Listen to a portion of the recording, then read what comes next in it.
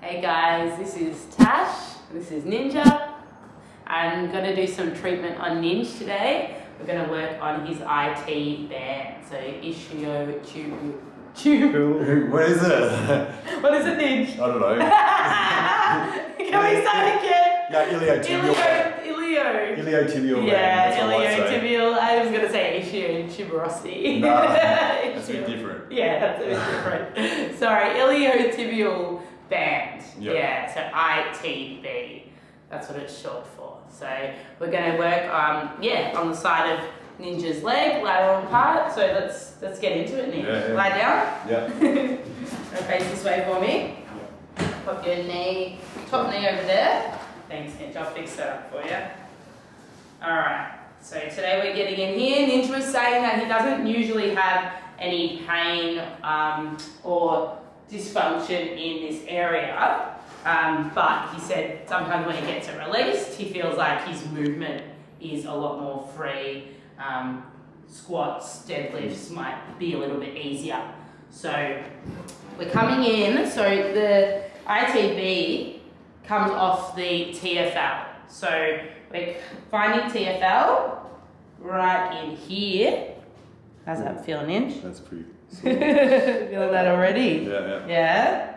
Maybe that's our next one to work on as well. I think it's a bit of exercise soreness. Yeah, okay. More than the dysfunction. Cool. So that's a good soreness. Yeah. Yeah? Awareness of the area. So then we're dropping off. I'm going to just spike that up a bit for me.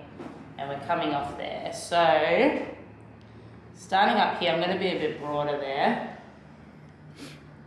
Right next to the bone there too.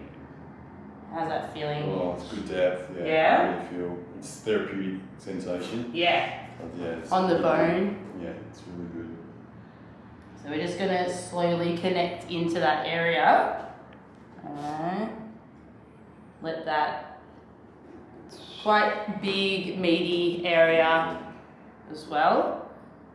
Yeah, so there's a lot of bulk, and the band being more of like a connective tissue kind of material. You know, it's not the same as muscle, so you really want to give it time to allow you to sink in. Yeah, so we're slowly just adding a little bit more pressure there. Is that feeling good, Nick? Yeah, it feels good. It feels really good. Cool, good.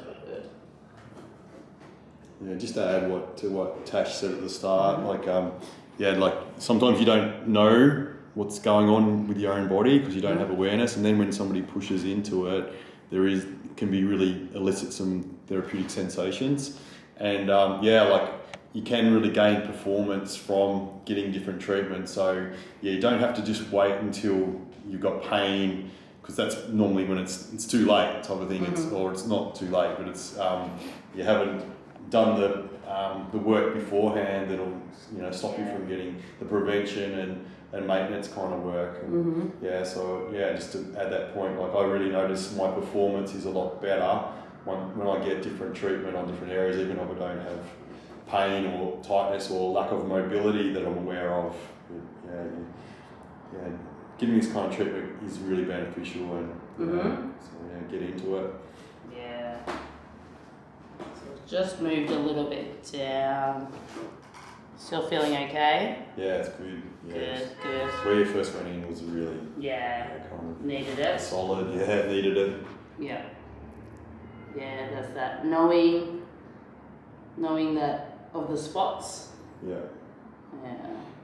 I'll tell a little story. I remember back, it's over 20 years ago. It's like in 2000, and I had this really strong guy that I was doing sprints with. His name's Robin. G'day, Robin, if you know. Robin Collegia. And we were treating each other, so I was learning a lot by treating each other with sprinting and stuff. And he was just so strong. I mean, he was doing all this really heavy work on my IT bands, and I got to the point where I thought, I'm so good with my IT bands, I can just take any kind of pressure, and I was doing all this sort of stuff. And I remember just, with some of the people that I was going to school with at the time, like the massage school, how I just thought I could take anything on my ITs, and this guy, I said, fuck, you can kick me in the IT if you want. No way. Yeah, like, You didn't. Yeah. So we did this big roundhouse kick, fucking straight into my OT. What? Went down like a sack of shit. I'm not ripping that one. But I just thought of that then, you know. Yeah. Kicked you. Getting kicked is different to this kind of. It's like the opposite. So we're getting permission, consent, trust. It's therapeutic. Getting kicked and hit isn't a consensual kind of thing. So yeah. Polar opposite. But yeah. Did you end up bruised there or I no? don't know. It's, just remember going down like a sack of shit. And just yeah. You thought Not as tough as I thought it was. Yeah. It wasn't a very good idea. That's the moral of the story. I could take a lot like this. Yeah. It's like, yeah. Not as much as you thought. Yeah. It's 23 years ago. Probably, hopefully a bit wiser now. You won't be doing You'd that. hope so. Don't want me to kick you out. No, just elbows good. Nice slow elbow. That just shows how different it is, doesn't it? Yeah. That's kind of, shows what our treatment's about. It is about consent. Yeah. Building trust and building relationship, building connection, and kind of tuning into what's right for the person. Yeah. And delivering our technique, our method, our philosophy. Yeah, that's it. Sink in, slow. Yeah. At least feels good. Yeah. Yeah. So sometimes in the middle section there can be a few money spots. Yeah. You can get sometimes referral down into the knee as well. Yeah. Some people might have knee pain from this ITB tightness. So where it comes in and it attaches, wraps around, and it's going to pull that tendon attaching in, and it's going to pull and create, a bit of aggravation and discomfort in the knee. Yeah. Can affect the glutes as well too. Yeah. Yeah. And it feels like you're pushing through into the deeper muscles as well, like underneath. So yeah. That's good. And, yeah, like I suppose like Tash was saying that the IT band is like a real thick rubbery sheet. Fibers. Yeah. So it's down. If it gets like it needs to be really strong, it kind of holds everything together. It's one of the main bits of your leg. And if it gets too solid, then the movement is restricted. So it kind of needs to be really strong, but it needs to have that some sort of flexibility at the same time. So that's like rubber is the best way It's to like kind of, an elastic band. yeah, dense rubber. So it needs to have some give, but it needs to be really strong at the same time. So, Yeah. but yeah, I can feel you pushing through into other things, and under there is like some real good money spots. Yeah. Still changing those angles to make sure because it's not just a flat surface. Yeah. It's rounded, so making sure you're angling, changing that, changing your shape of your tool with your elbow, with your moving your hand just to adjust. Yeah. So Ninja, do you want to tell us what you've been up to lately? Glad you asked. No, I'm in like 2.5 weeks into a 4-week detox. I kind of wrote this one myself, but I kind of got, I've done it before. It's from a book called Cleanse and Purify Yourself. And I'm kind of doing a deep clean of my body. Okay, so pretty much the way it goes, the first 2 weeks were preparation weeks, and so I'm in a deep clean phase now. So in the first 2 weeks you still get some cleaning done, but it's kind of, it sets you up preparation for what I'm going through right now. So the first week, I started kind of getting into the rhythm of it. Had protocol, so I have a morning protocol where I have charcoal, some zeolites, which is a heavy metal detoxer, apple cider vinegar. I do neti pot, so I put salt water up my nose and then up the other side with a neti pot. It's like a teapot thing, and I do oil pulling, which is just half teaspoon oil in your mouth, and you leave it in there for like 5 minutes, swash it all around, and kind of draws all different things out of your teeth, out of your gums, out of your cheeks, your back of your throat and stuff. Jeez. And you spit it out. What does it look like when it comes out? You see much? Yeah, no, sort of, I suppose, just dirty. I suppose it looks a bit brown or, dirty water kind of thing, yeah. Wow. Yeah. And so, yeah, for the first week we didn't have any solid food in the morning, so it was just the cacao drink that we have, like with medicinal mushrooms, and then the afternoon was fruit, and then at night time it was a raw vegan salad. You'd have some nuts and some sea salt. So we eliminated all processed food, meat, alcohol, drugs, all that kind of stuff. But we also, and dairy, eggs. Yep. So we also wanted to kind of detoxify other instant gratification type of things. So to minimise social media use.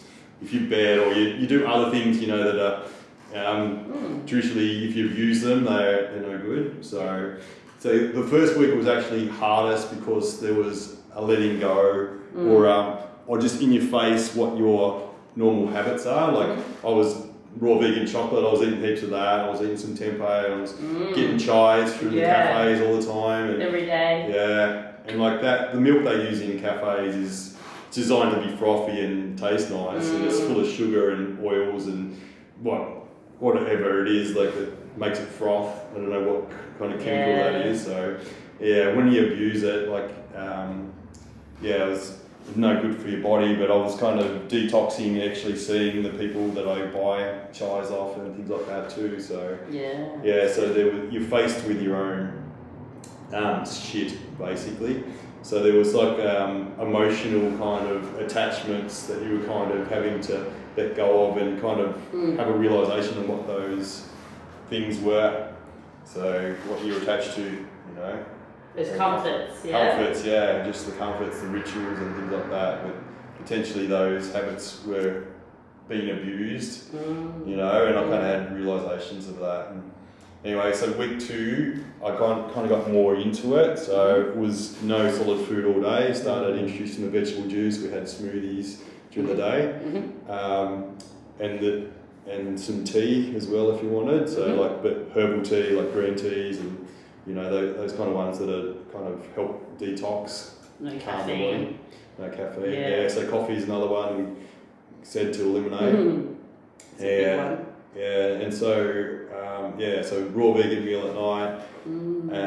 You have a little bit of fruit, but not much. So we're cut back on the avocados as well, like the fat. So that's why, and no nuts in week 2. And then week 3, what I'm doing right now is it's just all liquids all day, so 24/7, no solid food. So doing the morning ritual still. The cacao drink, it's got no sugar, nothing in it now, so it's just a warm drink, so half hot water, half cold water, cacao, maca, and an 8 medicinal mushroom blend. Yeah. And then, but I'm getting deeper into stuff as well, so I've introduced a parasite cleanse. So I'm taking this stuff that cleanses out your parasites. Wow. So yeah, just getting used to that. And in the pack we got as well, it's got a heavy metal detoxer, so I'm kind of doubling up on that. So I've got the zeolites, fulvic acid, and this other one, but it's a tincture one, rather than the powder that I'm having with the zeolites and fulvic acid. There's going to be nothing left of you, Nick. Yeah, so I'm starting to lose a little bit of weight now, and it's like you're starting to dig in, and so it's like, because it's an extended kind of detox, you're not, all the muscle glycogen that you normally kind of have stored and things like that, it becomes different. So the way I kind of liken this is like if you've got a factory that's keeping on operating and got machines and belts and all that kind of stuff, is if you shut down the factory, you can actually take the machines apart and clean out all the gunk and see all the wear and tear can be fixed up. So true. So that's what we do is cleaning your machinery. Yeah. So that's what we never give our body a chance to do it. It would heal things up, but the priority's always go. Yeah. Production, stress and the overconsumption of food all the times. or alcohol or whatever it is, smoking and different things like that. So it doesn't get a time to repair. Puts your body even more under the pump, probably. Yeah, so it's just accumulating more and more gunk rather than being able to eliminate it. And yeah. The other thing too, remember, is cooked starches. Like it's something that's not really talked about in this sort of sense, but the cooked starches actually builds up a residue, like particularly in your large intestine. It's like a thin film of this, the starches, and they become like plaster over years. So and then you have different parts of your large intestine that get so full of this starch, it's shit basically. It's fecal matter, and then you can't absorb different things through those parts. And the peristalsis doesn't work, but you're also kind of putrefying the different organs that are kind of near those spots as well. So cleaning out the large intestine is a really important bit, which brings me to the next bit, which I'm doing bentonite clay. So at the moment I'm doing stone breaking tea, bentonite clay, and sealing the husk, and then I'll do a vegetable juice. So it goes like that. So it goes 11 a.m. tea, 12 p.m. like clay and water and sealing the husk, and then 1 o'clock it's vegetable juice, and then I'll do those three things on the hour. So to get some feedback from any clients anybody watching, if they've done anything like that before, Do you know many people that get into the detoxing? No, I've been a bit of a lone wolf over the years. I've been doing this stuff since about 2000. Fasting, that's what I really tried to do first. I remember my first ever juice fast, I fucking really struggled. It was so hard for me. And then I did, ended up doing like 2 years straight of 40-hour fasts a week. Just water fast or dry fast. So it's from Sunday night till Tuesday morning. So I experienced that, and then I started doing colonic irrigations, which I think for my life was a game changer. Ever since I've done colonics, I felt like my body just worked properly all of a sudden. I felt really hydrated, and that was the skin just fixed up. I've always been hydrated ever since I did that, and keeping a clean diet afterwards, really reducing those cooked starches, and just eating whole foods, eating lots of raw foods. It's a game changer, and organic as well. I think I've been organic. That was one of my goals, is to be able to make enough money so I could just eat organic food. And I think everyone out there should have that goal, because it's like, I've heard Zach Bush said the other day that it can be like 8 times more nutritious when you're eating food that's kind of real and like not hybridized and things like that. So if you're eating lots of processed food, sugars, all these trans fats from the bad oils, seed oils, things like that. But just the toxic load we're kind of putting in our body from conventional food, it accumulates in our body, and you need to kind of address that at some stage, or else it's going to end in tears. Not good for you. What value do you put on your health? That's it. Value. Yeah. So we'll be discussing that later. That's good. Anyway, I'll just wrap it up. How you feeling? Good. Week 4 takes out the vegetable juice. So, and we're going to do colonic irrigations in week 4, and it ends with a gallbladder flush. Wow. So what it is, it's on the Friday night. You do take Epsom salts with water, and then some castor oil. Right, go to bed, and then you wake up in the morning, more Epsom salts. Do a coffee enema. So you have a pot or a bag up on the door handle, put coffee in it. Tube comes down, pipe goes up. You turn the tap on. You leave coffee inside you for about 10 minutes. I've got to figure out which side I've got to lie on. I've got to do my anatomy. Go back to that. So the coffee actually goes into your gallbladder, liver, I think, and then it draws out the gallstones. And I've been doing we've done like 12 days of stone breaking tea by then. That's incredible. And it comes out, you go to the toilet into a sieve. Leo knows. Oh my god. And then you've got to do it that way, because then you know. Oh, then you see. And I'm kind of interested to see if there's parasites come out too with the colonics. You catch the... Yeah, you can see it in the clear tube. Yeah. Yeah, or in so, the sieve as well, right? Yeah, You just see. yeah, you can see what comes out. Oh my god. And you remember by 12, 13 days this will be, I won't have eaten any solid food. It'll just be clay coming through. It's like these rubber snakes coming out. And so I won't have any solid food. So anything that comes out on that after that coffee enema and in the colonics, it means it's been inside me stuck. Yeah. You know, so there's sort of unique, that's the confirmation or evidence that I'm kind of chasing to see that I'm cleaning things out. Yeah, the reason why you're doing it all. Yeah, but there's also that emotional kind of cleanse as well, and the going deeper into myself and having to look at things and face my own shit. Because I've made a contract with myself, a commitment to go through with this, and I've told people about it, so I'm accountable. I'm not going to just pull out. Yeah. And, so that's it. So that's cool, Ninja. Stay tuned. Good luck with it, I'll do a video at the end and let you know how I'm going. Yeah, I'm sure a lot of people would love to hear the detail, how it finishes up. Yeah. That's awesome. Good luck with it. Thanks. Well done. Keep going. Keep going. And hopefully you'll be feeling a lot better in your movements. Thanks for not kicking me. Not that brutal here. No. So that's going to help out with your lifting, your sprinting, all your movements. Yeah. So if you need any help, if you're working out a lot or you're training, you're moving, using your body, we can all do with, use a treatment like this for your ITB. It's going to help you feel better and move better. So come in and see us if you want some ITB work. And comment, let us know if you want to discuss any more or hear more about Ninja's detox. Alright? Thanks for tuning in, guys. Done.